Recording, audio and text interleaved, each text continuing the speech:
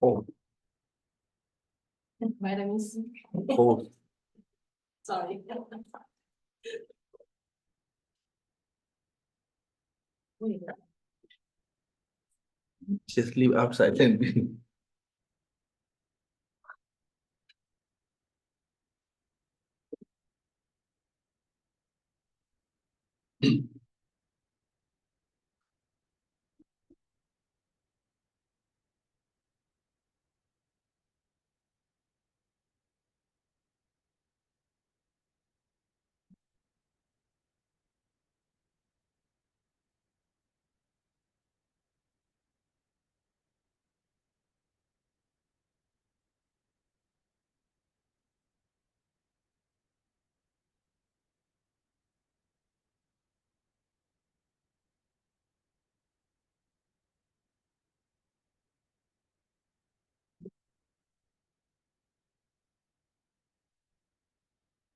Can you give me that open prayer?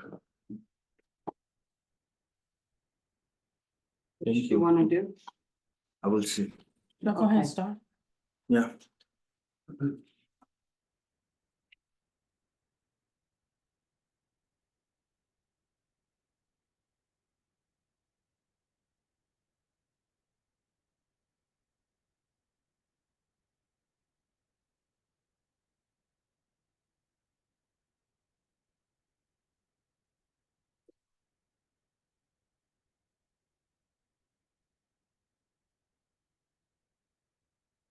Can you do the page 7 and 8? Just English. Okay. 7 in English. Yeah. 7 and 8, everyone, in English. Namo to the Lama, completely purified appearance and existence. I offer the basic ground of appearance and existence. I supplicate you the ground of liberate the the three realms. Please grant grant your me the blessings blessing of that the overturn the depths of sorrow. Fly, Master, fulfilling your crown on me. the inconceivable, inexplicable mind of the victorious ones. The one endowed with the fire of wisdom and dominations. Grants us on the abiding love. Precious protector beings, I supplicate you from within the essence of mind. Please grant blessings from within the innate nature. Please bless me that I may realize the Dharmakaya that is beyond intellect, this primordially unborn, completely pure mind. The tending conqueror, the one thus gone, co-destroyer of afflicted emotions, completely perfected Buddha endowed with logic and virtue, the one gone to bliss, knower of the world, captive, tamer of beings, and excel teacher of gods and men. I respectfully prostrate, completely touches my hands, saints' feet, the unable to shock your feet. At the time of your birth, leader of two-legged beings, taking 7 steps on the straight earth, you proclaimed, I am supreme in this world. To you, who even then who were so wise, I prostrate. Possessing a body of complete purity, your sublime form is excellent. Ocean of primordial wisdom, you are like a golden mountain. The one whose renown is evident throughout the 3 worlds. Supremely realized protector, to you I prostrate. You are endowed with supreme marks, whose face like an immaculate moon. To you, the one with a complexion like gold, I prostrate. A flawless one such as you among the 3 levels of existence is most exquisite. Unparalleled, omniscient one, to you I prostrate. Supreme among humans, captain of those detained, the one thus gone who severs the all-binding fetters, who with senses pacified is utterly pacified and skilled in peace. To that one, the one who dwelled at Sarasi, I prostrate. Refuge endowed with great compassion, totally omniscient one, who indicates the way, round faces for oceans of merit and qualities. I prostrate to the one thus gone, the pure cause of free from attachments, the virtue that liberates from the lower realms, the together supreme ultimate truth. To the pacifying Dharma I prostrate. Having been liberated, they also reveal the path to liberation. Respectful of the 3 higher trainings, they reveal the sublime qualities. To the Sangha I also prostrate. Okay, thank you. Good afternoon. Good afternoon. So we are continuing from this monastic subject is talking about the karma. I always believe, karma is a good way to self-discipline. I think I noticing lots of people who believe in the karma. Sometimes even they kind of like certain things they want, but then they discipline themselves. That's not good with the karma. I think lots of time we talking about the world peace. People saying we need a world peace and this and that. I think karma is one that also really contribute how to create the world peace. Because when everyone is self-disciplined, then you don't need to worry about anything. So I think that when somebody try to discipline you, and then you will find a way to get away from that. You can find a way to go around. But when you discipline yourself, then there's a way. There's nothing around. Make sense? So.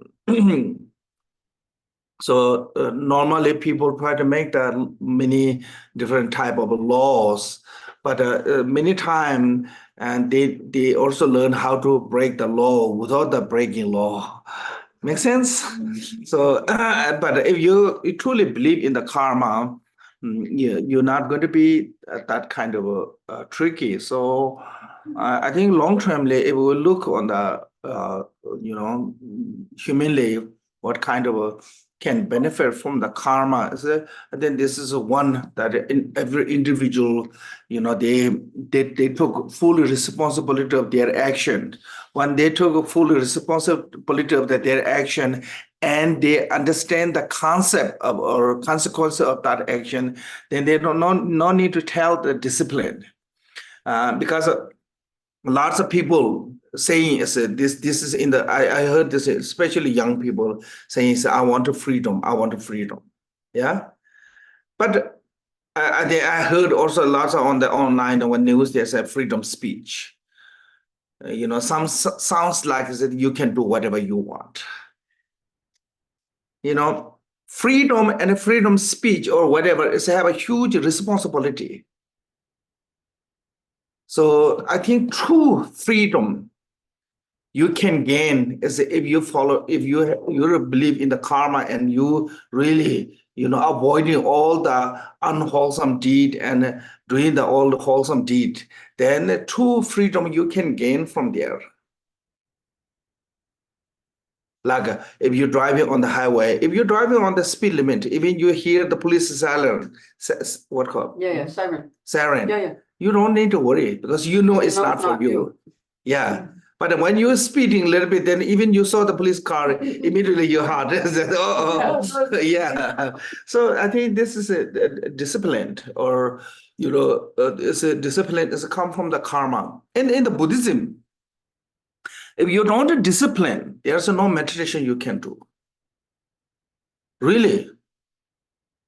Until you reach to the certain state of the realization, your body's support is important for the meditation. Mind. Meditation is a mental exercise, but that mental exercise needs the body's support. So we'll talk a little bit later, but so I think those all discipline is come if you understand the karma.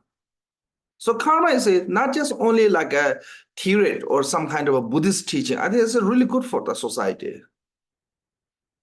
It's serve for the many way to serve for the because if you believe in the karma, then you will discipline. When you discipline, then you not become so selfish. When not become so selfish, you not become too greedy. Then from there to come also environment protection. Our environment is destroying by the selfish way.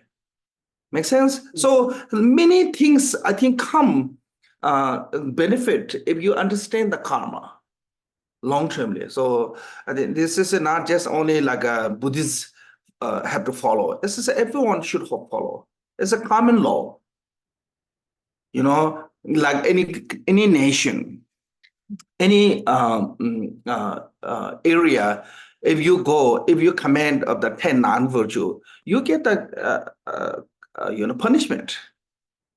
When come if you any of those 10 non-virtue, particularly 3 from the body, like killing, sexual misconduct, and stealing, and 4 from the speech, lying, harsh word, idle talk, divisive speech. If you do any of those, actually, any country, you will receive the punishment from the law. So this is not like just on the because Buddha believes something, then we have to follow with that way. This is just I think can call the universal law. This is Buddha just mentioned the reality, and then most of people they have to follow with that reality. So it doesn't matter you are religion or non-religion, or you're Buddhism or non-Buddhism. Karma is a common what called the understand. You don't have to be Buddhism to follow to the karma, and particularly in the Buddhism, because those 10 non-virtue are kind of like a opposite of the Buddha's teachings.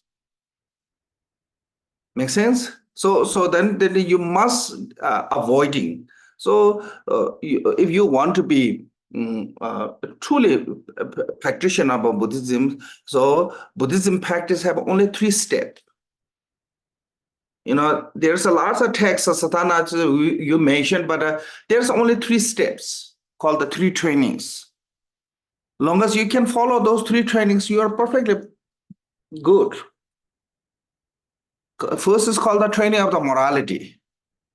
Training of the morality means that you have to avoid all the negative things and body, speech, and particularly body discipline. Have to avoid all those things that are negative. So that reason, Buddha always said, anyone harm to other sentient being is not my disciple, and I'm not that person's teachers. So that is come from the understanding of the karma is come from there. So training of the morality is talking about the karma. Make sense? Yeah. So then, if you can have a training of the morality practice, then you can have training of the samadhi. Samadhi is a meditation.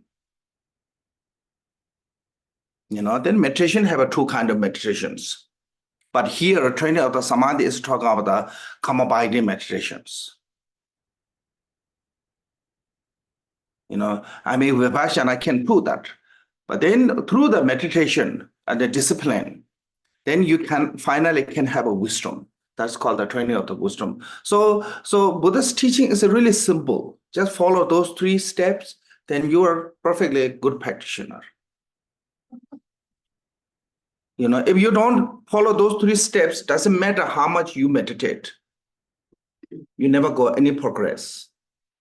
No matter how great sadhana how to make the beautiful dharma, how to make all those rituals, no matter how elegant you can chant, nothing progress.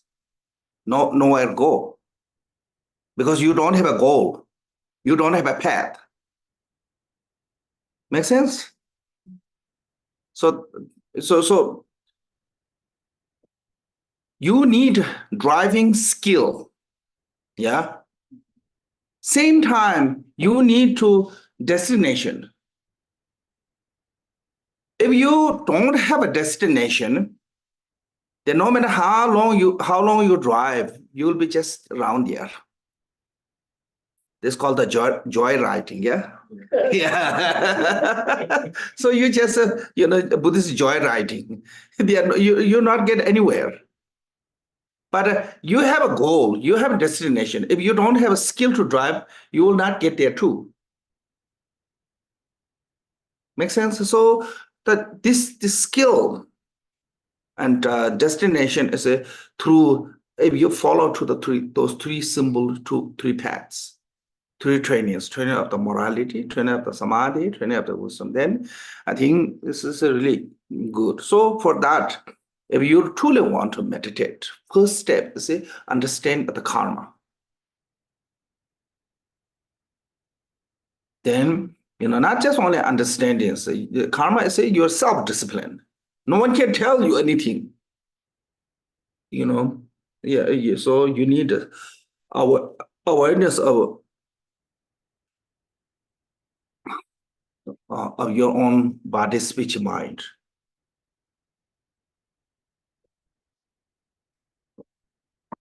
Okay, so that is a karma. Then next one is once we understand this karma.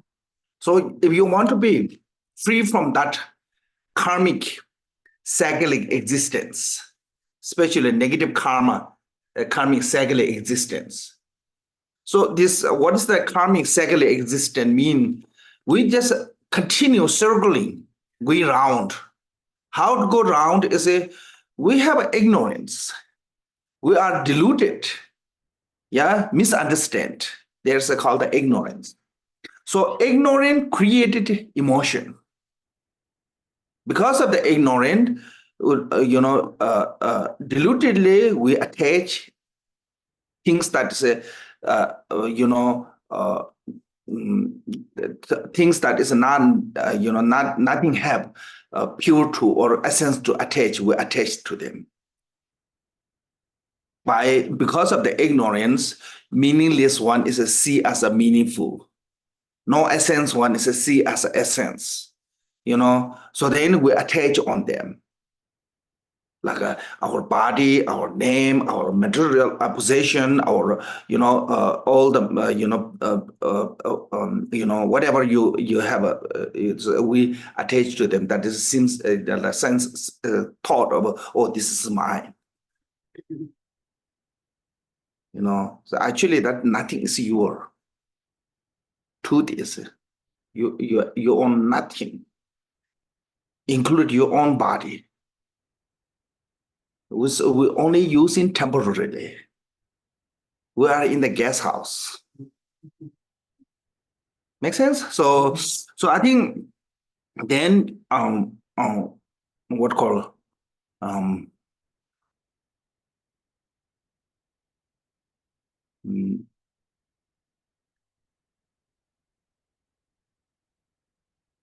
so with this emotion, because of the ignorance, we have emotion of attachment, aversion, anger, hatred, jealousy, these kind of emotions. That emotion created negative karma.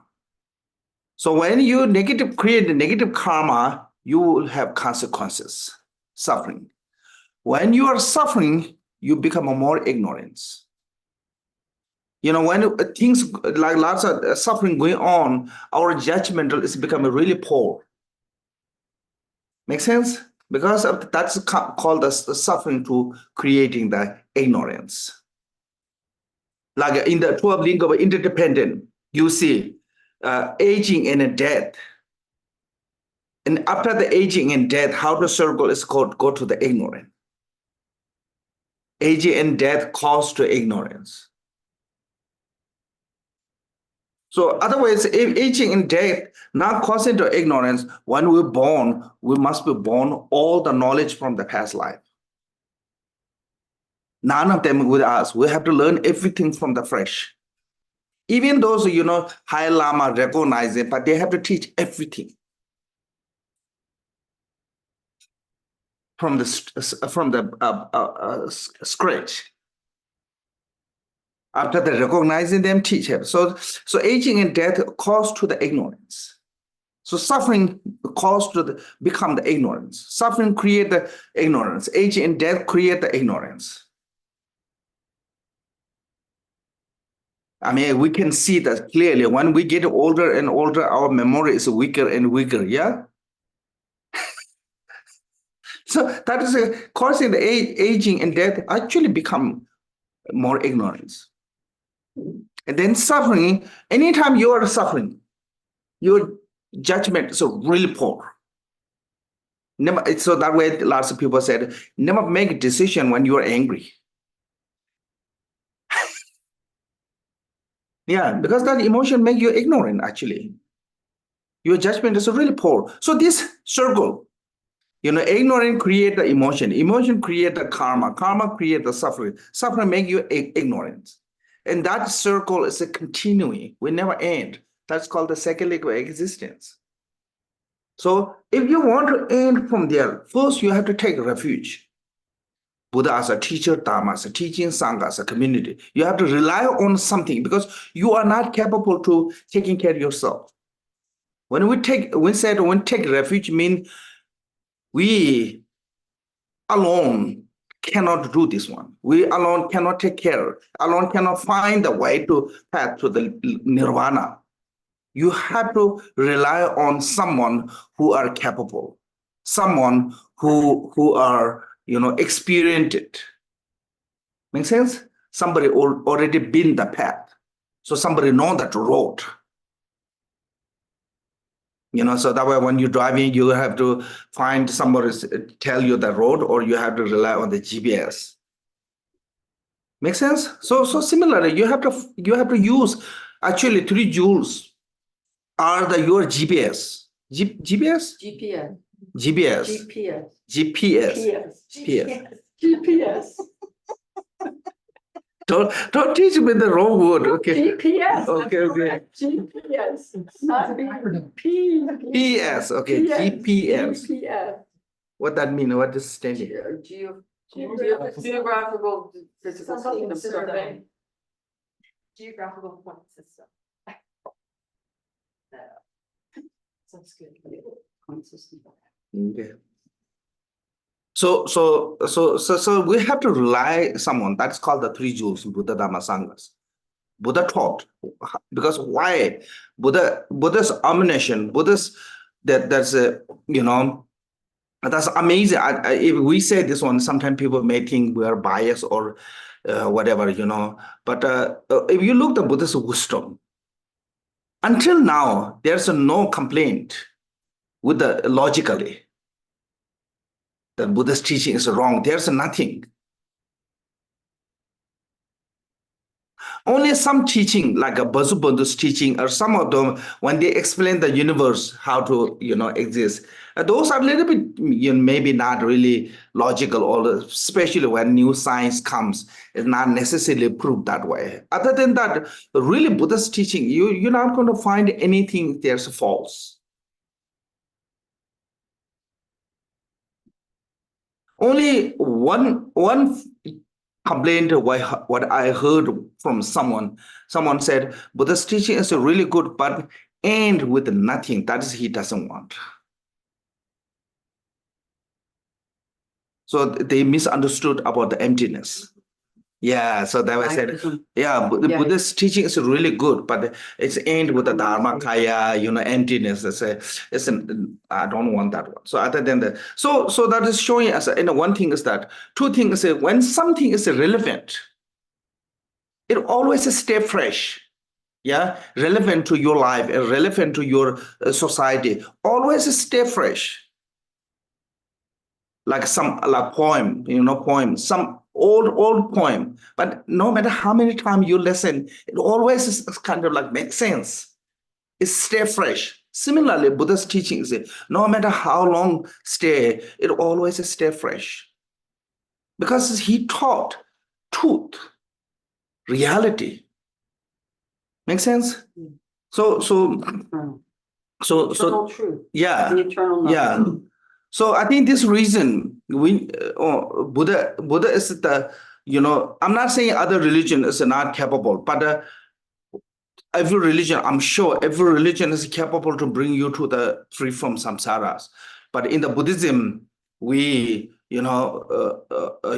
Buddha's teaching that is show how to, reach to the nirvana, free from samsara. So that way, if you want to be free from samsara, you have to rely on the Buddha's teachings. That's called the Dharma. So how we can, engaging in the Dharma, just reading books is not going to get enough. So you have to need the instructor called the teacher or tutor. That's Sangha. So when we take a refuge to the 3 jewels, that is if you want to liberate, then you have to rely on those 3 jewels.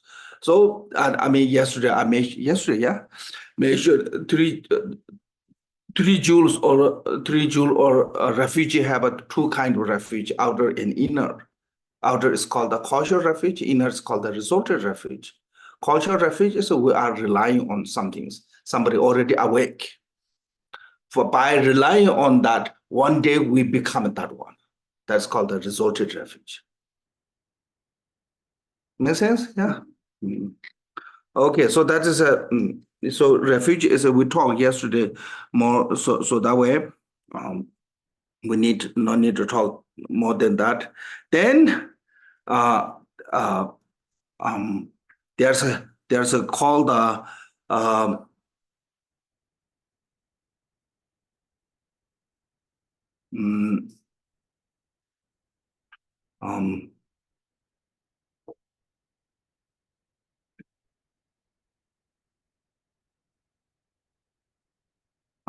then the second one is after the you took refuge, then there's called the bodhicitta.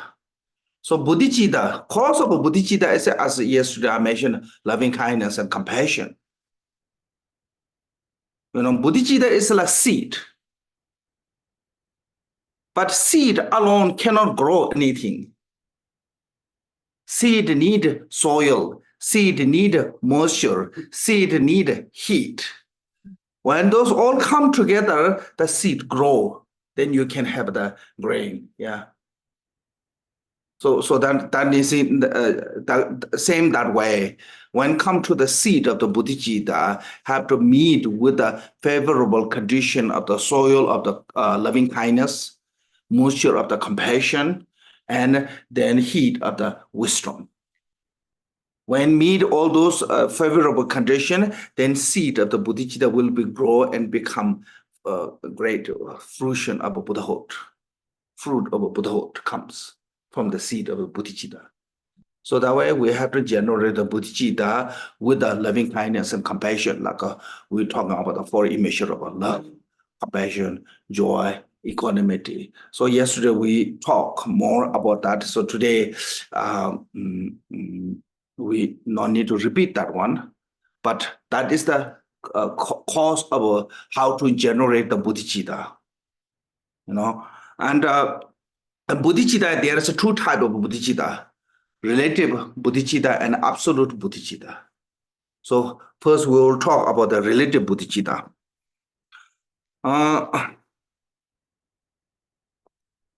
So when you generate bodhicitta, there's the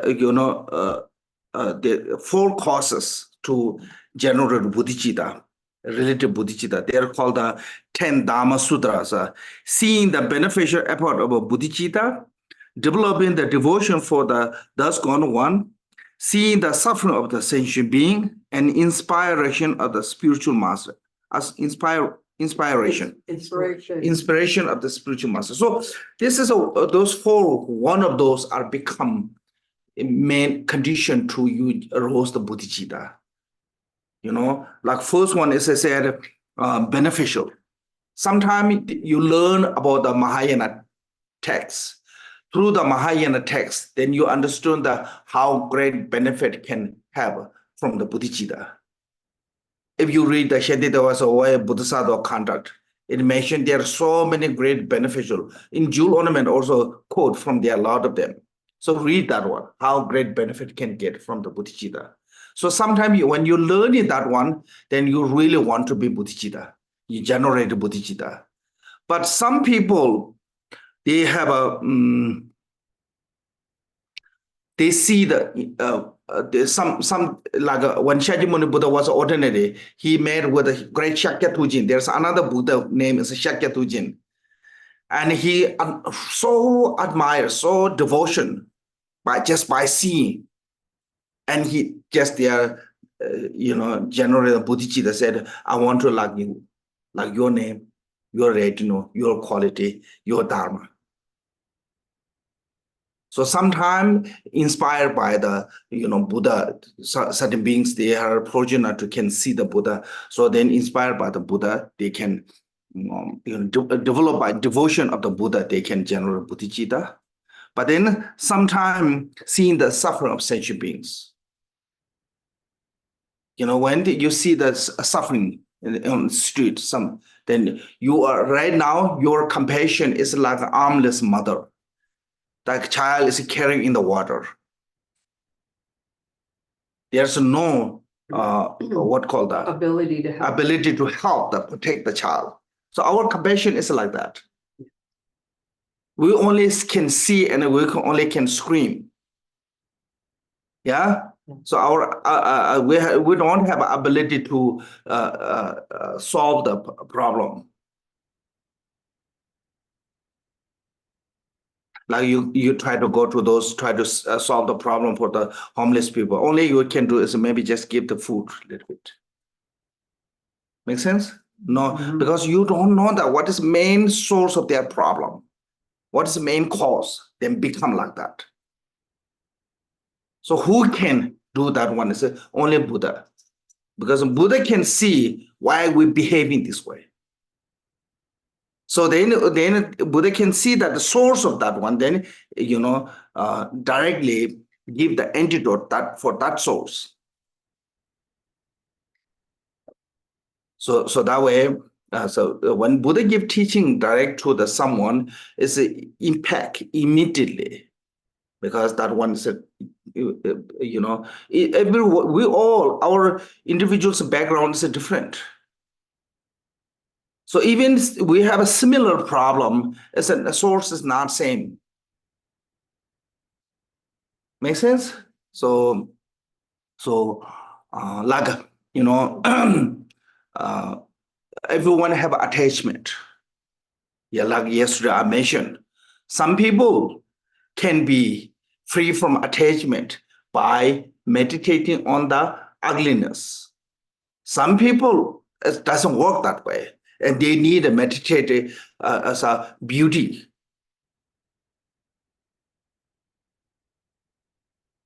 So that is how in the Vajrayana is called the meditation on the deity. It's the beauty. When you meditate on the deity, and that is called the antidote of the attachment. Make sense? So each individual have their different way to, benefit. Like a good doctor, no.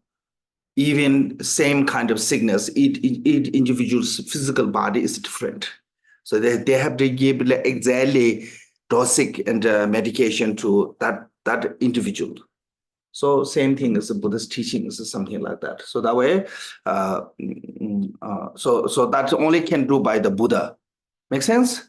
So that way, when you see the suffering of sentient beings, you really want to help them. So how you will go to help is by becoming Buddha. So then you have to generate bodhicitta. So there's those three are called the more something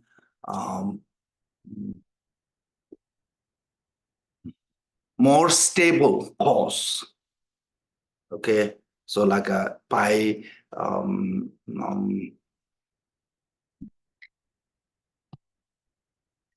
understand of the quality of the bodhicitta, by devotion of the Buddha, by seeing the suffering of sentient being, if you generate bodhicitta, then it's become more stable or more steady. Steady? Yeah, Stable? Yes, steady. Steady? Yeah, steady. But if you generate bodhicitta because inspired by someone, inspired by Minda Yala Guru said you should generate bodhicitta, and you're not 100% like convicted with that, but just following to the Guru is advice. So that one is not really steady, because if there's a small condition comes, you lose. So that way, most of our devotion is not really that steady. So when we have a small, circumstance comes, we easy to lose our devotion. Make sense? Yeah. So there's many different way to, can say that in how to say this one?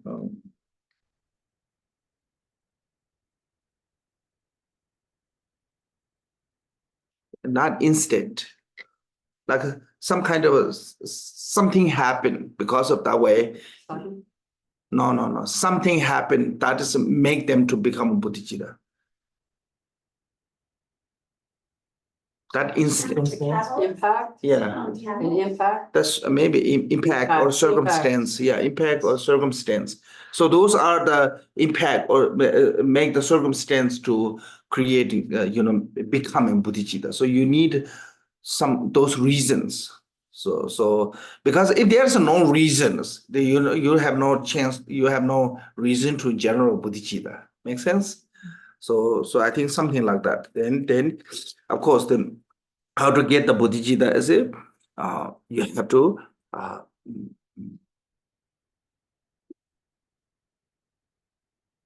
go through the ceremony. Yeah, then detailed ceremony is a little bit too much, so we shouldn't go there. And when and you can see that one, ceremony. Okay, so something like that. So that is the relative bodhicitta. Then absolute bodhicitta. How to generate absolute bodhicitta is when perfect enlightened one is pleased, when the accumulation merit a perfect wisdom will gather, when there is no non-conceptual thought, when there is a perfect wisdom in the Dharma. So this is what it means saying is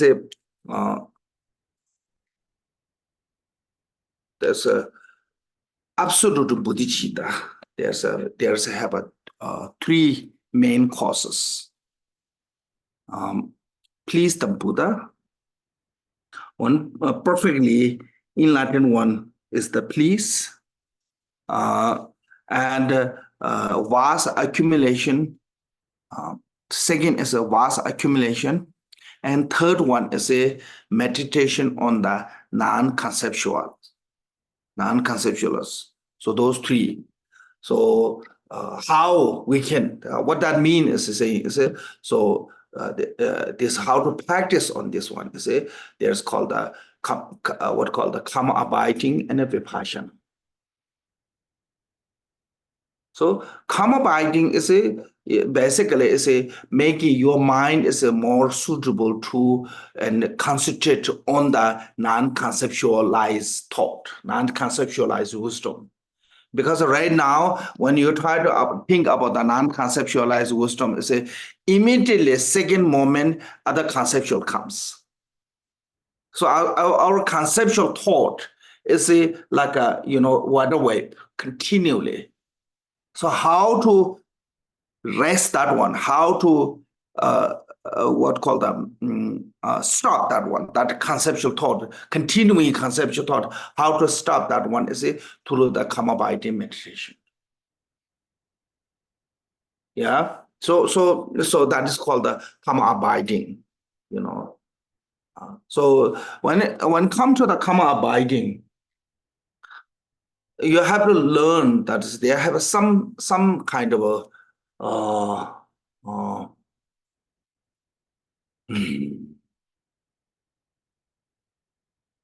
circumstance. Can say circumstance? Mhm. Yeah, you need a right environment. That's earlier we talking about the environment. Meditation also have to have a suitable environment. You're not just can meditate to anywhere you wish. You have to find the suitable meditation place, environment. So one is the place is stable. Like one place is moving like a boat. It's really difficult to meditate. You need a really steady place. One, two is also you have to have that place is really what called healthy to you can sit there. Make sense? Healthy? Yeah, the environment. If they're like toxic or more, it's something that's not good for your health, then you shouldn't meditate on those places. And on that, then you can also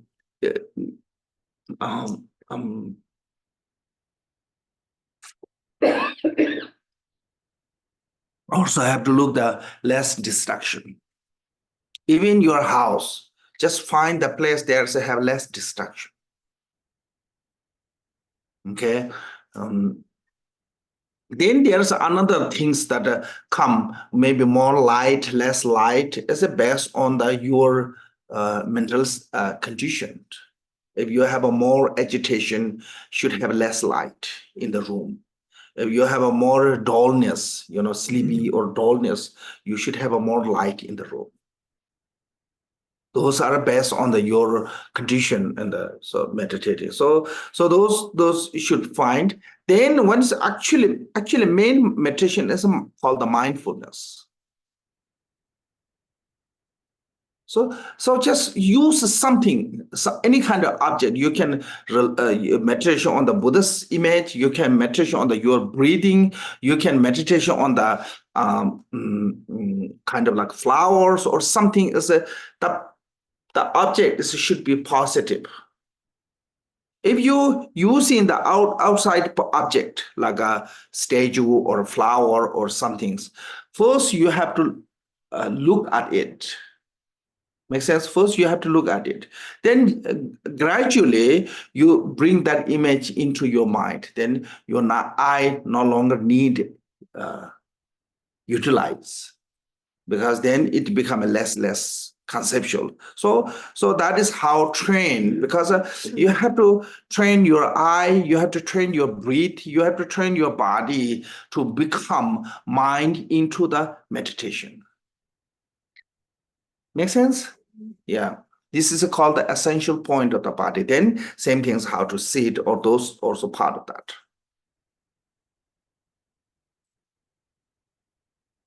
We have called the 7 posture of Buddha Vairochana. And today we don't have that much time to go to too detail on that, but that's really help mind become stable. Reason is right now our minds, what called the base, can say base of the mind is the body. Mind, like the bell is a mind, table is a body. Now you put on the bell on the table. If the table is not stable, bell can fall down, or bell will shake. Yeah, bell move. Foundation. Yeah, so this is a foundation. So you right now, our body is a necessity to discipline for the meditation. So that reason you have to learn those how to sit. From those how to sit, I think few things are really important.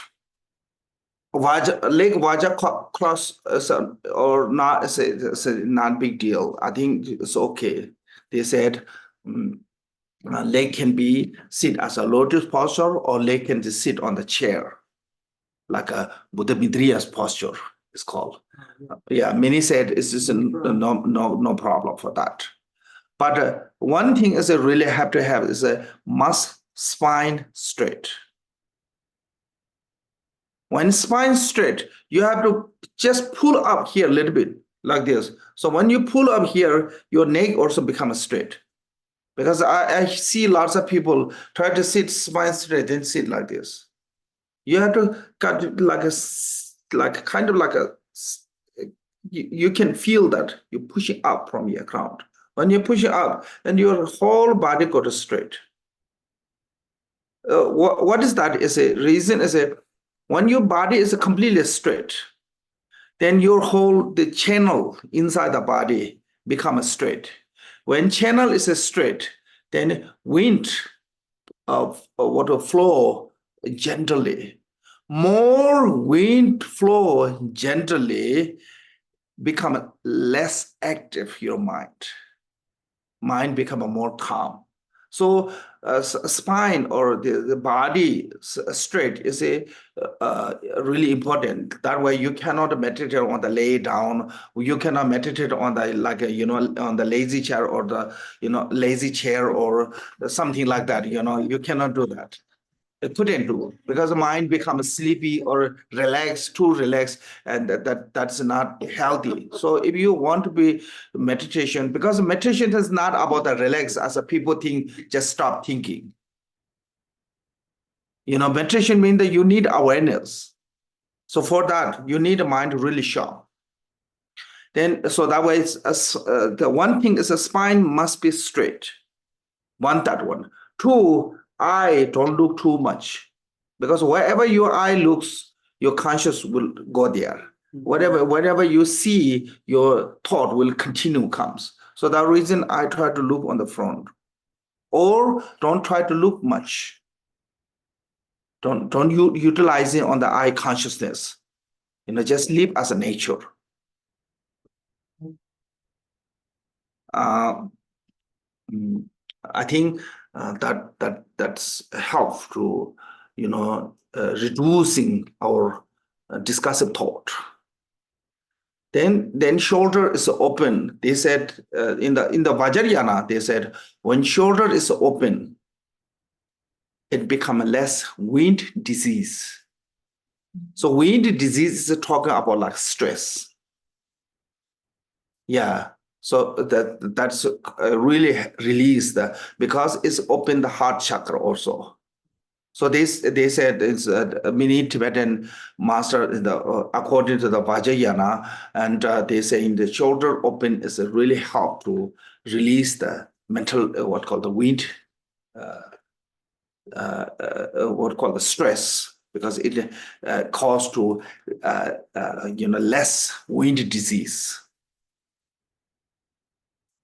So I think those three are really important: spine straight, shoulder open, eye gazing in the front. Those I think one from the 7 posture, but those three are more important than rest. Then the hand sometimes put on the knee, sometimes put in here. I think it's not much different.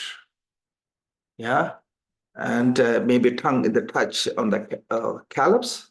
Top of the Palace, yeah. Yeah, I heard this is good. Stay in the moisture. Yeah, stay moisture more.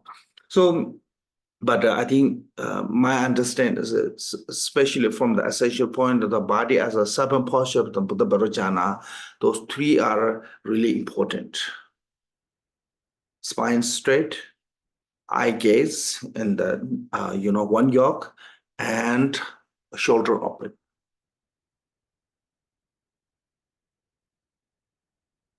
Yeah, so this is called the essential point of the body, with the suitable location. So and also seat must be a little bit comfortable. That way you can sit longer. So how to as also saying is like a Zen tradition, they have this cushion. Lots of American, Western, they're using this one. So that's actually in the common biting instruction they use as a saying is a back of the cushion is a little bit higher. In the Tibetan tradition, we don't have that one, but still they mention that one. And I think so try to make yourself, because I think we have our clothes is too thick, so lots of back support come from there maybe. So the bag is a little bit higher. It helps to, I think, stay, but must be sit as a comfortable. They said, because if you sit comfortable, then you will sit long time. You can meditate. Yeah. So this is a essential point of the body, because without rely on the body, your mind cannot meditate. So our this body, how to function is, I think, body, channel, wind, mind, they function together. In the body, there's a lot of nerve. Yeah, I think, the Western nowadays, there's a lot that you can see. And then many of those are really tiny that you don't see that in the photo. And then many of those are empty, actually. There are no blood, those channels. Why empty? Because have to flow the air. So sometime when those air block, then you become, paralyzed. So like people when they sudden when they have a problem with the diabetes and they block that, those channels. So when those channel block, air not flow continually. When air not flow continually, they no longer have conscious there. When there's conscious not there, we die. That part of the body, they have to cut. So I think this reason, when body is a really meditation posture, and the channel becomes straight. When channel is a straight, wind flow smoothly. When wind flows smoothly, then mind become calm. Yeah, like I'm sure you heard this one. Is a meditation, that's a breathing meditation. First, you have to exercise the breathing alone. So when you breathing alone, is in the word said, when I breathe long, I realize I recognize it as a breathing long. When I'm breathing out long, I recognize I'm breathing out long. And when I breathe in long, I recognize I'm breathing in long. So this recognize. That's talking about. You're not breathing with effort. What breathe is come naturally. So you just need only awareness of that breath. Yeah. So when you meditate, at the beginning, your breath is long. But then slowly, long time after meditation, that breath is becoming short. You don't making short, or you're not. So this is called understand and recognize. To the meditation, like if you're using breathing, just use continually breathing exercise. Don't change anything else. If you're using the image like a statue or something, use continually that one. Don't change lots of time, because in the text, if you look at the text, they mention many things. Come by the meditation with a object, without the object. Come by the meditation without the object, with the wind, without the wind. There are many list comes. So those are just generally showing like when you go to the buffet restaurant, there's all food is out there on the floor. It doesn't mean that you have to eat all of them. Just eat what you like. Then remind is you don't need to worry about that. Similarly, just use whatever comfortable to you. There are many methods mentioned. So breathing is, for me, the breathing is really good, helpful. Just gently breathe. Then in this, in the other, the what called the Anapanasati Sutra said, when you breathe a whole body, what is the breathing whole bodies? And so because of that, if you have oxygen, then oxygen, what called the flow all your body. That's called from the lung to heart to pump all your oxygen. Yeah, that circulation, or there's then heart to come back to come back to the heart. Then heart bring to the oxygen from the lung. So long as you give the oxygen, you will flow that continually. So that way, actually, that oxygen is flowing all over your body. So that way you have a sensation that is showing as long as oxygen is flowing on your body, your mind have access there. When there's no oxygen in the body, your mind have no access there. Like nail, hair. There's no mind access. That way you have no pain to cut. Or dead skin, you can easily remove. When there's a flow in the air, oxygen, then you feel that one, because the mind is access with that. Make sense? So there's a reason why for the meditation you need the body support. So with this condition of the what called meditation, then you should meditate. When you're meditating,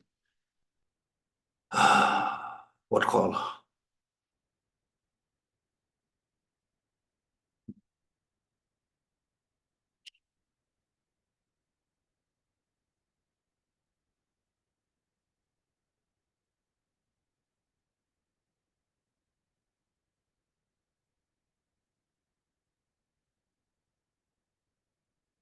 So at the beginning, I don't think so we can recognize it as a false of a meditation. But then slowly, when you meditate, then you recognize it as a false. So in the, I think Theravada tradition, they said 10 false, but in the Tibetan, we have 5 false for the meditation, 5 false come. First one is called the laziness. Okay. Second one is called the forgiveness. Lelo jenge. Is it forgetfulness of the object? Yeah, Cannot keep your mind on the object. yeah. So laziness, forgetfulness, Stress. Mental dullness, Sleep. mental sinking, mental excitement. Worries. I already have experience. Lots of experience, especially mental dullness.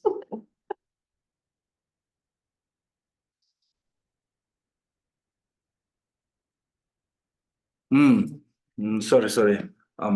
The third one is called agitation and dullness. Yeah. Yeah, agitation. Yeah, Mental excitement, mental dullness. yeah, mental excitement and mental dullness. And the fourth one is called unnecessarily applying the antidote. Yeah, and fifth one is when need antidote, not applying. Not finding it. Yeah. So this called the 5 falls or 5 downfall of the meditation. When meditating, those 5 are possible to comes. So when those 5 comes, then what is the antidote? You know. So what is the antidote of the laziness? It's called the tranquilize. Tranquilize? Tranquilize. Tranquilize what? Tranquilize the mind. Okay, how? So tranquilize the mind is basically it's a kind of result of the meditation. It's become a really body and mind become really flexible. But there's Well, they use the term pliancy. okay. Yeah. Mind is very Mind is flexible. flexible or pliant. Yeah. Yeah. Pliancy. Pliancy. Pliancy.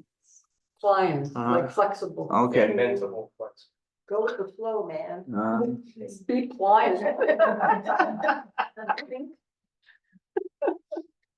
So how to eliminate? What is the antidote to laziness? There's 4: devotion, interest, perseverance, and pliancy. Those are the antidote of the laziness. When we have a laziness, we have need those, devotion means like when you admire something, you really want to become that one. So it's called a vivid faith, eager faith, trusting faith. So especially eager faith is really need here. Yeah. Then interest on the nirvana and perseverance and pliancy. Khenpo, not fear. No.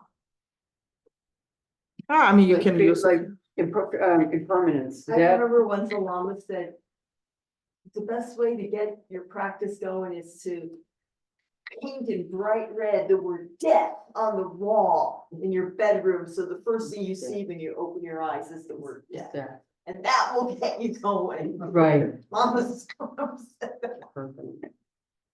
Yeah, this is good for the renunciation. That's called we call the meditation on the faults of samsara. That is good for renunciation. But I think for the meditation, you have to bring the mind to the balance. None of extreme doesn't work. Make sense? Yeah. So you have to be really careful what you're doing as a, based on your own circumstance, then you have to follow with that. So that is how we can eliminate our laziness. Yeah. Then second one is called the forgetful. So forgetful. Forgetful. Yes, right? Forgetfulness. So forgetfulness, you need the mindfulness. Right. Yeah. So mindfulness is actually main body of the meditation. And the Lord Jesus said, mindfulness is the highway of Buddhahood. Highway to the Buddhahood. Because all the Buddha, past, present, future, they follow that path of the mindfulness. Yeah. So mindfulness means that just not forgetting your focal object. Like if you are, there are lots of different mindfulness. Okay, mindfulness have lots of different kind of mindfulness. But here is a talk about you not forgetting your focal object. If you using the focal object of the meditation as a breathing, not distracted by that one. Then just only remember the mind, you breathing. Without the analyzer, don't analyze anything. Just remember. Because if you try to analyzing, then it will build a conceptual from there. Just remember the breathing or any object you're using. Just remember that one. That's called the mindfulness. So normally we have four type of mindfulness there: mindfulness of body, mindfulness of feeling, mindfulness of object, phenomena, and mindfulness of the mind. Yeah. So it's either way. It's like a all those are just basically try to see that true reality of that one. So this is when it comes to those specific one, then more like mixture of Vipassana and Kamabhati. But here, when it comes to the Vipassana alone, then you have to just try to, like today we talk about the breathing, just try to awareness of the breathing without the thinking. Because if you start thinking, yeah, okay, or you try to kind of like say, oh, I need to breathe. Yeah, then start the conceptual. So only you have the awareness. You aware of breathing out. You aware of breathing in, but you don't use as a I aware. You just aware. Like it's a similar like when somebody is flying like this, you just seeing that. You're not saying you're not analyzing on that who is flying, what is flying, and those all is not saying, just aware of the flying. So same thing as a breathing also, just aware of the breathing. Because if you said, oh, I'm breathing, then there's eyes come. When eyes come, then all other conception will come, So this is the boundary called the mindfulness. Mindfulness means the not forgetting the focal object. That's called the mindfulness. But when you start thinking about the focal object, then you losing your mindfulness, then become a discursive thought.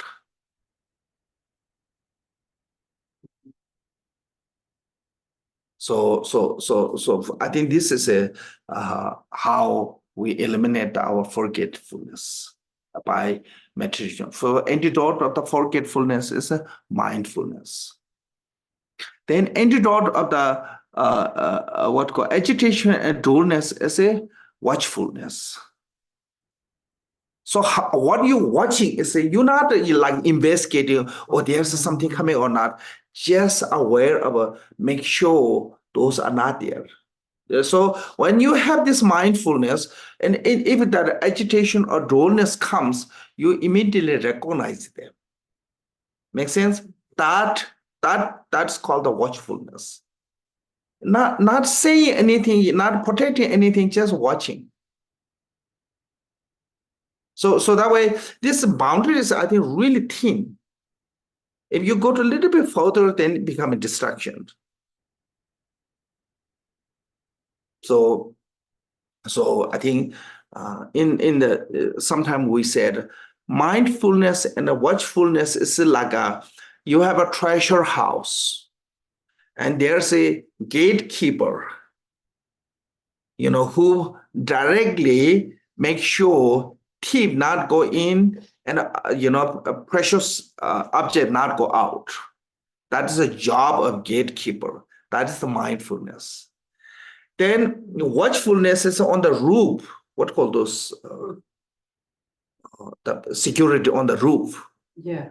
So their job is to make sure thief not come from that direction.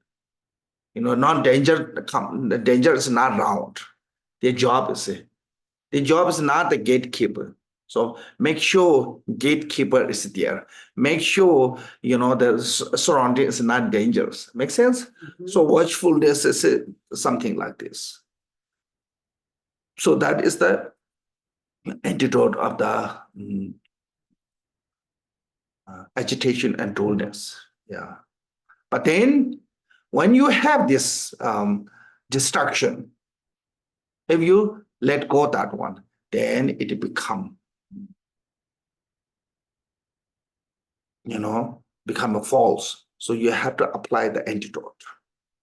This like a mindfulness, watchfulness, those antidote you have to apply. Then there's other things also. You can change your environment as with food. When you have a stronger agitation, that means that you would like in nutrition. Your wind elements are too high. Then from there to sometime, if you're not careful, you still, pressure too much, then can come hallucination. The wind can go to brain. When that wind is gone to the brain, and you start seeing things, you start hearing things. Lung? Lung, yeah. Yeah. So you cannot go too high those. Okay. When wind elements get into the brain or heart, it's not healthy.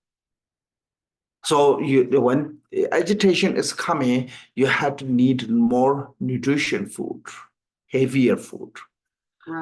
Yeah. But when you have a dullness, that means that you have too much heavy food. You have to start eating light food. Yeah. So then same thing is the places also. With the agitation, you have to need more darker place. When you have a dullness, you need open place. Sometimes, like in Tibet, most of the retreat is on a mountain. So sometimes they go to the top of the mountain and try to just gaze on the whole village, and it really help you to awake from the dullness. So those you have to work with the food, drink, environment with the that's based on the your mental state. And also when we reside in the mantra, also that's a really great meditation. But if you have a strong agitation, you must recite that quietly. Quietly recite any mantra, really quietly.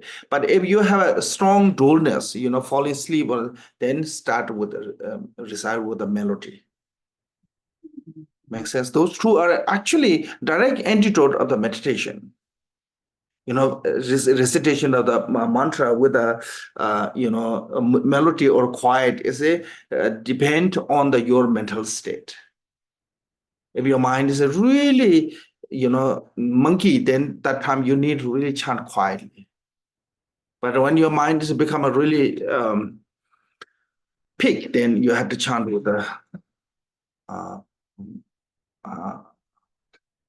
what called that melody. So this is all the method are support of your mind meditation. So everything is a part of that. Yeah. Then if it's still not working your meditation, then stop. Don't force. So what you do is a circumambulation, prostration, and sometimes is a fire puja and Ganachakra offering. Those really help. And then ultimately, Guru supplication. When you struggle in your meditation, just stop the meditation and supplicate to the Guru. So if you have your own Guru, just supplicate that Guru as a Vajatara, then develop the devotion. And there's a lot of Guru supplication, you can chant them. If you don't have a Guru, particular Guru, then recite the Milareva's song, or the supplication to the Milareva, or Jitisum Guru Yoga supplication, or something like that.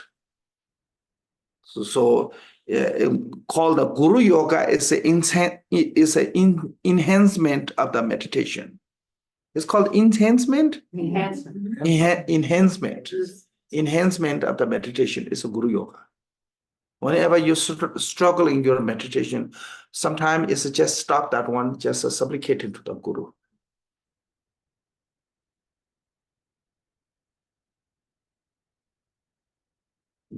So those are generally, possibility of comes. Then you need. But when your mind is really sitting on the calming, then don't do any of those antidote, including the chanting, praying, reading, talking. Those are also becoming distractions. Over applying the antidote. Yeah, over applying antidote is also not healthy. So I think this is it. You need to know those things. I think it helps you to meditation continually. So what happened is when your pursuit of the meditation is what is the how you can tell your meditation is working or not is when your mind is becoming calmer and mind is becoming more and more flexible, your mind is more listening to you. Then that means that your Kamabhati meditation is working. If your mind is getting worse, like more anger, more hatred, more jealousy, those coming, increasing, then your meditation is not working actually. Because sometimes we have this problem. So when we learn a little bit Dharma, then we become so arrogant, so sensitive. So then you need to meditate more. Make sense? Yeah.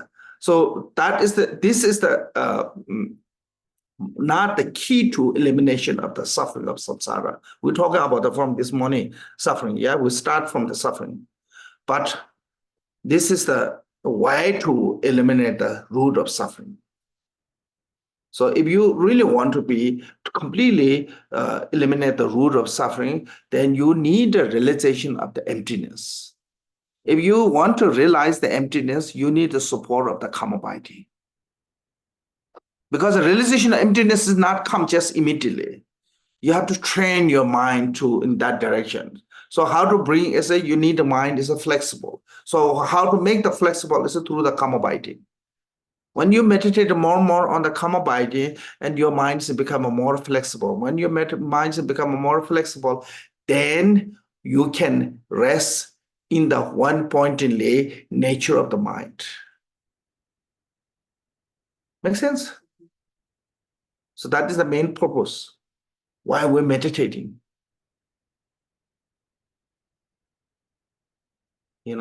So then you can leave the mind, whatever state you want, can live that way. Like if you buy some Play-Doh, it's really hard, yeah. So what you make is when you make this really soft. So Kamabhati is making the soft. The Play-Doh of the mind is making it really soft. Then once it becomes soft, then you can make it whatever shape you want. Then you can design. So that design is called the Vipassana. Then special meditation on the emptiness or no self, selflessness of self and selflessness of phenomena. Then you can investigate where's the self, where's the I.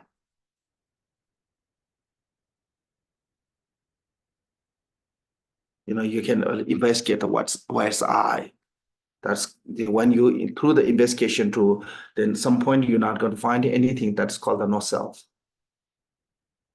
Then no selflessness of self. Then selflessness of phenomena. So you investigate on the phenomena. Yeah. So then that is it. Actually, if you truly want to eliminate the root of the afflictive emotion and root of the suffering, you have to realize in the wisdom of emptiness. Otherwise, other practice like meditation, compassion, loving kindness, bodhicitta, the relative bodhicitta, they cannot eliminate the root of the sufferings. Why? Because even they are practice of the Dharma, still they are part of the conceptual thought. Yeah.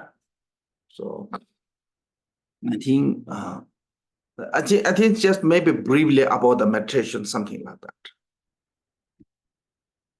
So because if you want to be free, totally free from suffering. I mean, this morning we talk about temporarily how to eliminate those. But if you completely eliminate, you want to eliminate the suffering, you say only through realization of the emptiness. So that way, when come to the Panjana Paramita, we call the mother, yeah, mother Panjana Paramita, because through the practice of the Panjana Paramita, we born as a enlightenment, free from samsara. So that way, this realization of the nature of your mind or realization of the emptiness or realization or whatever you use the name is the same. Say come from the karma biting.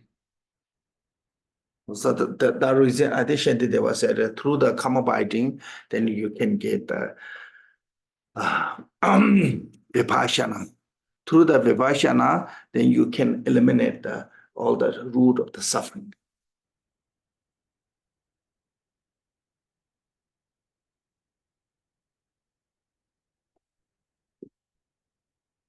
So, how to get to the suffering, the karma biting, Shantideva, that's a quote from the Shantideva. How to get into the karma biting is by cutting the attachment of samsara.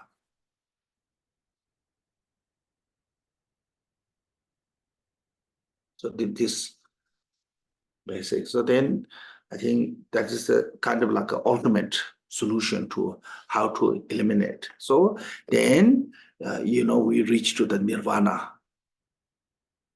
So that's this morning I mentioned there's a potential we have a potential, but who can free from samsara?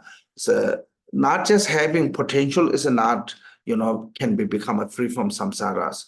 So need this complete realization of emptiness, realization of nature of mind. That one can be completely free from samsara. So that one is anyone can do. Long as we put the effort. Milarepa said, if long as you rub the two wood, rub or how to say? Rub. Yeah, rub the two then Sticks together. yeah, two stick can produce the fire. Yeah, long as you dig the ground deep enough, you find the water.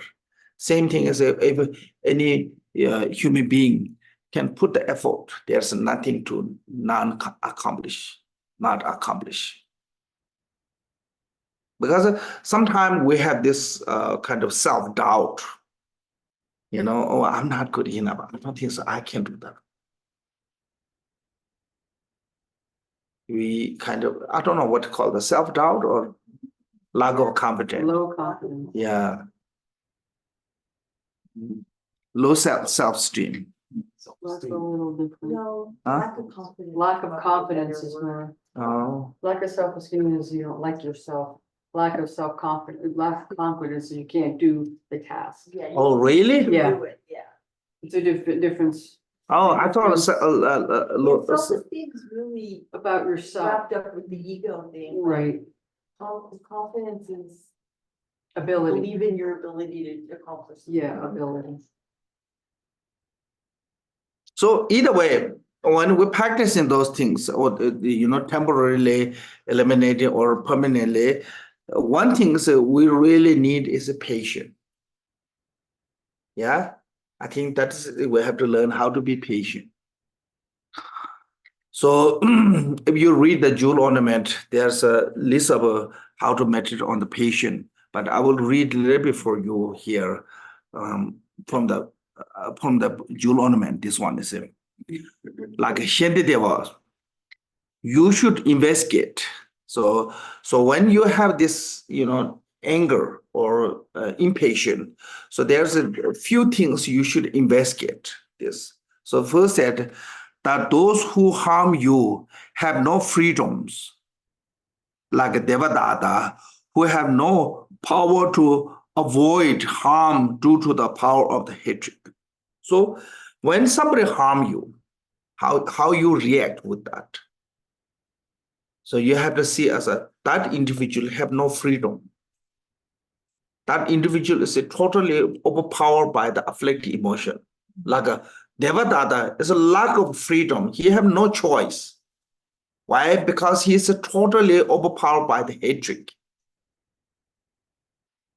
I don't think so.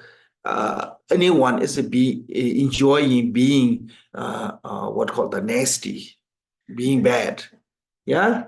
I don't know, I might disagree with that. Vladimir Putin, he totally enjoys being No. nasty. No. Nobody enjoy with that. Miserable. Nobody want to be you are the bad person. But sometimes you out of control, you become that way. Called psychopaths. This is not a healthy mind. That is called you are overpowered by the afflicted emotion. Yeah. So your nature, your what called that your what called healthy mind is not there anymore. So you totally diluted that one. Obsessed. Yeah, you're totally diluted. You think that is real. So those are really object to the compassion to this. So what this is it. I'm not saying it's you giving them to free right, just let them do whatever they want. But this one is through the investigation too, you not becoming like them. Like this morning I mentioned, one ignorant one or one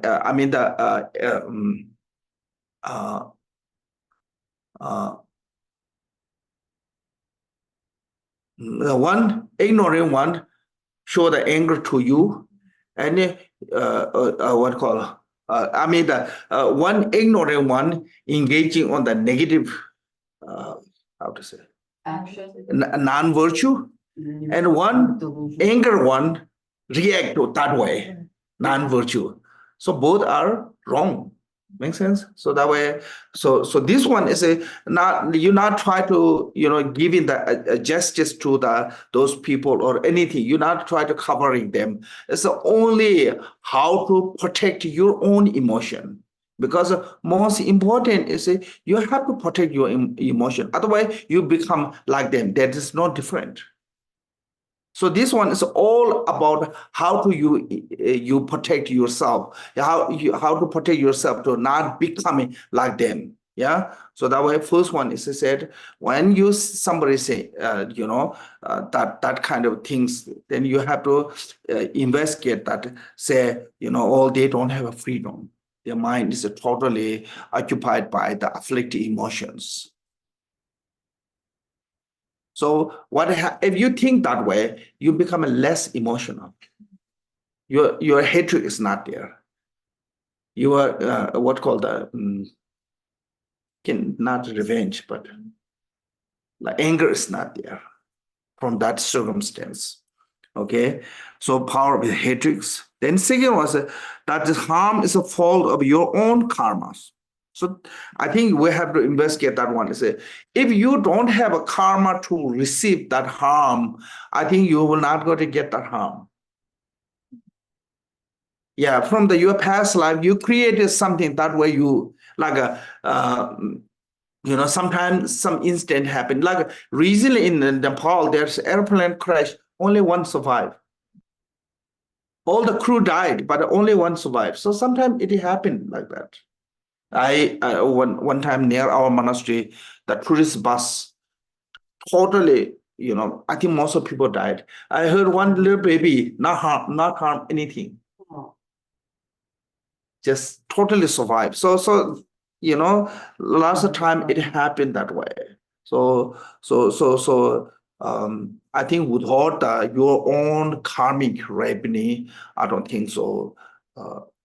Anyone can do anything to you. That's what I believe. Yeah, you are involved with that. Okay. Third one, that's the faults of your body. If you did not have this body, the other person would not have to target throw these weapons. So Shantideva said, when somebody hit the weapon or hit the stick, you have to blame the pain is come both the enemy and your body.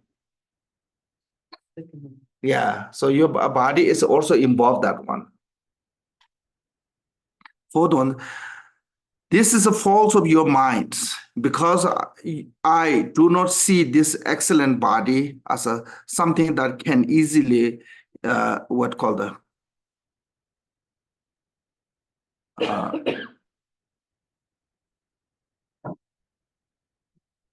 can take harm, but instead of the fragile body, this is a fault of my mind. So that's mean that your mind took the really sensitive body.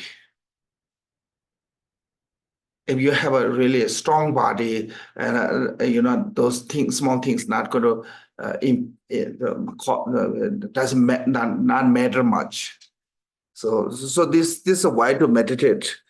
Then and so the both are equal to false. It said, should one person ignorantly the wrong and another ignorantly become angry with harm, who would be the false and who would be the without the false? So this is Shanti, there was a quote that's earlier mentioned.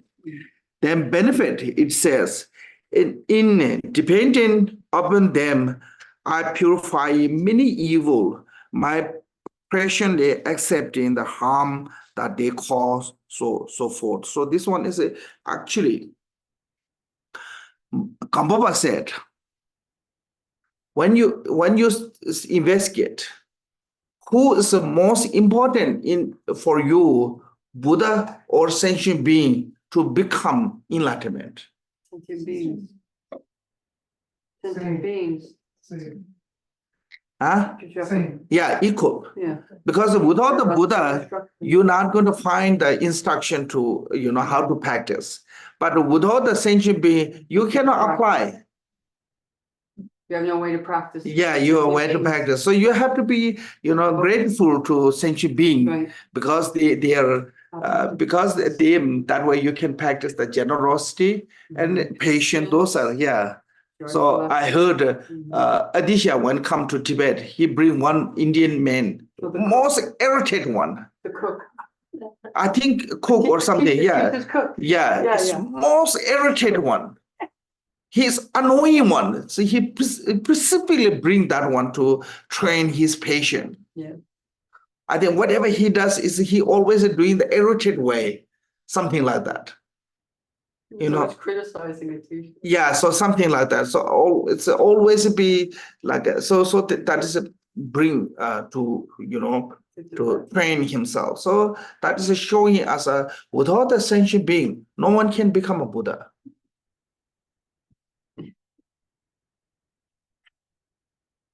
Like if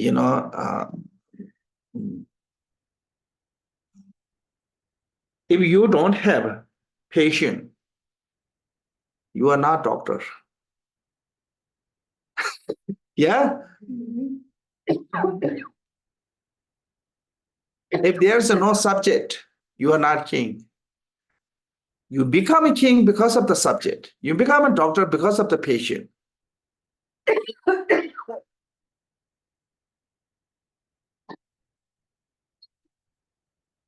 Yeah, sometimes so it's the same thing as the all Buddha and Bodhisattva, all Buddha and Bodhisattva become enlightenment because of the sentient beings.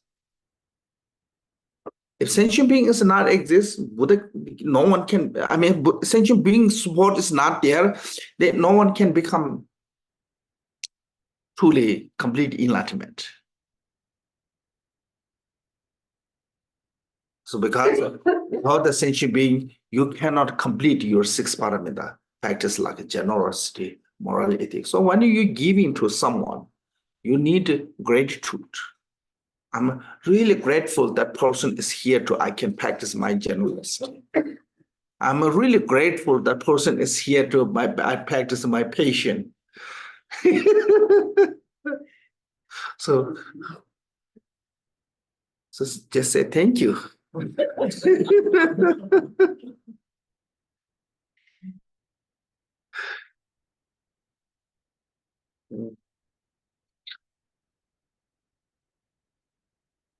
So this one. Then 7, feeling gratitude. Without the perfection of the patience, achievement of the enlightenment is not possible.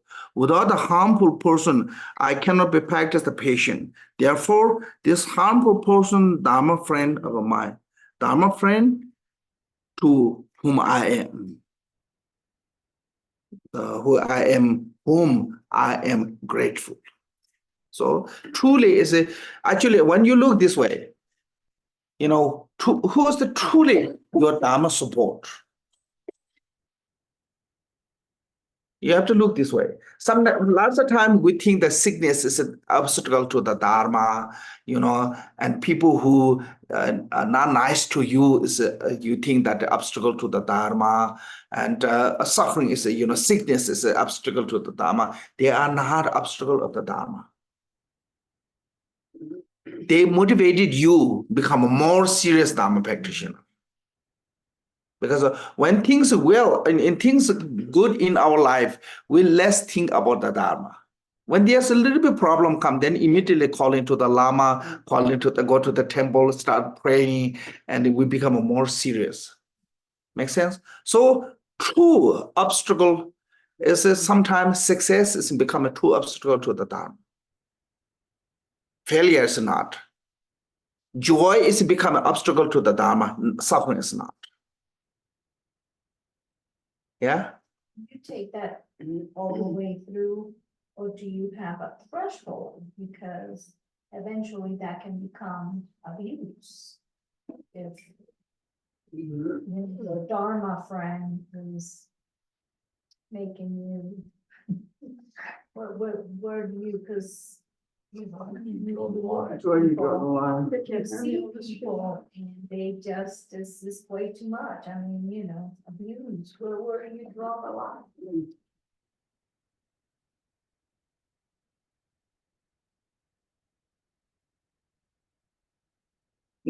Draw line is you have to investigate. Can you help them or not? Is there any way you can do anything or not on that circumstance? If you cannot do anything, just no point to be trying. So like Shantideva said, I cannot help you, you cannot help me, just stay away from them. Yeah, so you have to, you have to, according to your position, according to your capacity, then you do that much. So the boundary is how much you can do. So this one is actually an intention is different. Intentionally, you need a great intention. You want to help every sentient beings. Your motivation, your intention have to have a greatest, there's imagination, have no limitation. But reality, when come to the reality, then do much as you can. Do best on your capacity. Like this morning, we couldn't give all the homeless food, but we just give whatever we can. There's no way we can make everyone say, receive the food for one day. But just if you can give even one person, just do that. So I think this is a border is you have to make your own border to limitation of how much you can take. Boundary, boundary. You have to make the boundary. And also another way is there's a way you can help or not. There's a way you can do or not anything. So, and also these things not saying is when somebody is going to do to you, just accept that one. This is not talking about things happen. How you deal with emotionally when things happen. Okay, like for example, you go in the street, somebody says something bad or somebody did to you. Now, how you handle your emotion, that is talking about. If like for example, somebody hit you, then punching back not going to solve your problem. Your pain not go away by punching back. Your bruise still there. So if like hypothetically, when you on the street, somebody says something nasty or somebody punch you, now after that, how you deal your emotion, that's talking about here. But if something going to happen to you, you have a full right to run away from that. You don't have to accept that one. Make sense? I mean, otherwise, you're abusing yourself. Your body, if you abuse yourself, a body like that, then it's a really heavy negative. You cannot let make your body to someone's punching bag. Because your body is also, 5 aggregate as a 5 Buddha family. You have to respect, you have to protect. But this is not talking about something, if something possible to going to happen. This is talking about already happened. When things happen, how you deal your emotion. That's the talk about. Because if somebody said to you something negative, if you say back, it's not going to go away your emotion suffering. Yeah, it's still there. It's going to stay there. But without saying back any kind of revenge, just matter on the compassion, loving kindness. Then, so this one is also, it is one really nice one with the Buddha's life story. I think this is really good. You should listen. One day, Buddha was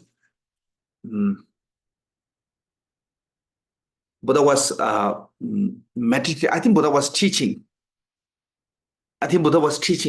And there a bunch of local people came. They were really upset. They shouting, saying bad things, Buddha.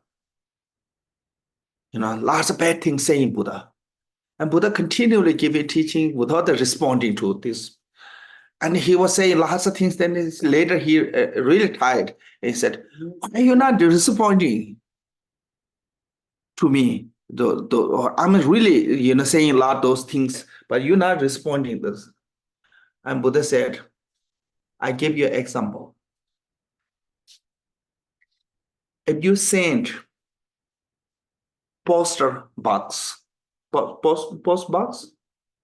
in the mail, mailbox, yeah, Package. package. You send a package to someone. That the address, you put the address. If that person not accept the package, what happened? Come back, return to you."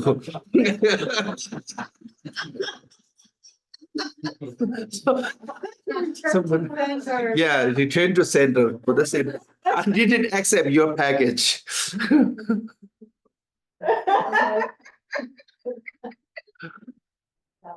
Yeah. Good one, Khenpo. Yeah.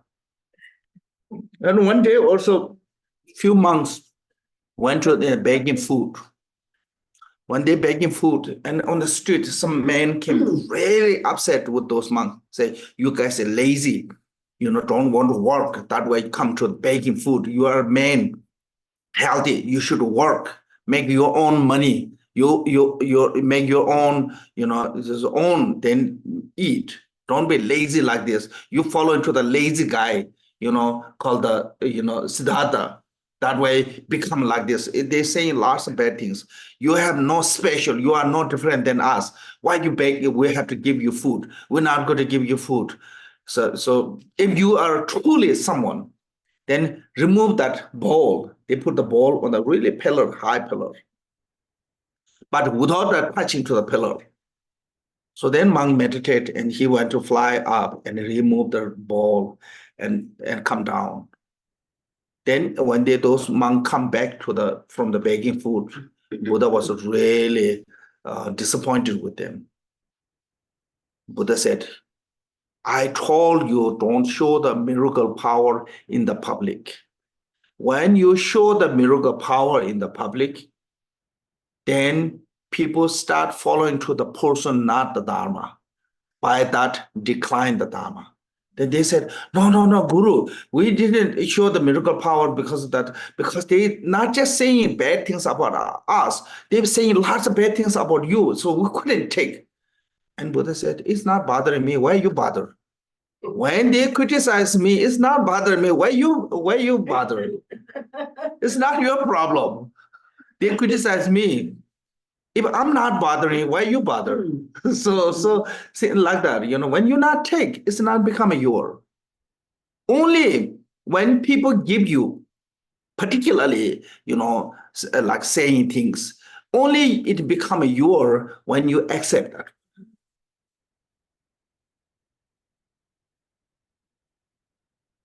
If you don't accept, then you're not guilty. If you're not guilty, then it's not yours. So I think it's only become when somebody said something good. When you take seriously, when you accept, oh, he's saying this to me. Sometimes people, it happened to me. I was talking something, and one woman walked this way. Then later I heard she heard that I was saying for her. I was totally not related to something talking about. So sometimes people take like that. Make sense? So even they're not talking to them, but they think that they're talking to them. So that way, when we accept, even you somebody directly saying to you, if you don't accept them, it's nothing mean. It's not becoming yours.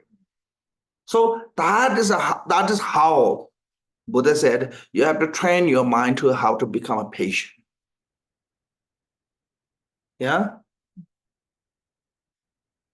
So patient is a need always.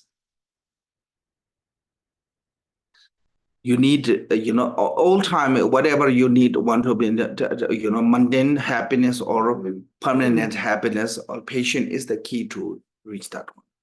So that way, in the English, they say patient is the virtues, yeah? Mhm. Yeah. So. And then you become unchangeable. Yeah, untouchable. Yeah. Okay, we're having a break. We have a break. Yeah. Oh, Yeah, oh.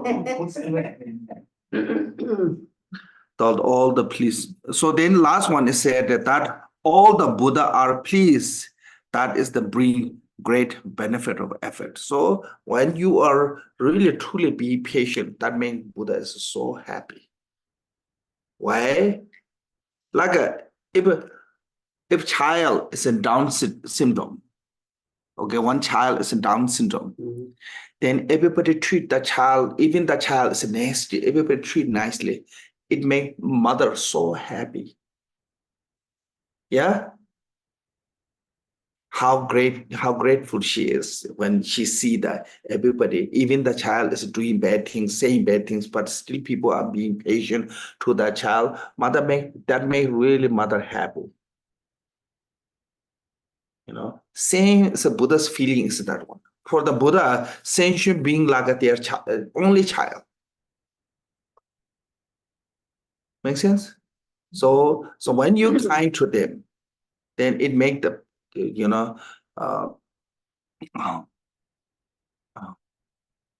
so that way they say that the Buddha are pleased. All the Buddha are pleased, and that is bring the great benefit or effort. Bodhisattva Bhumi said, practice patience by the cultivating the 5 attitudes. Perception of the feeling of loss to the one who harmed you. Perception that everything depending on the interdependent condition. Awareness of the impermanence. Perception of the suffering.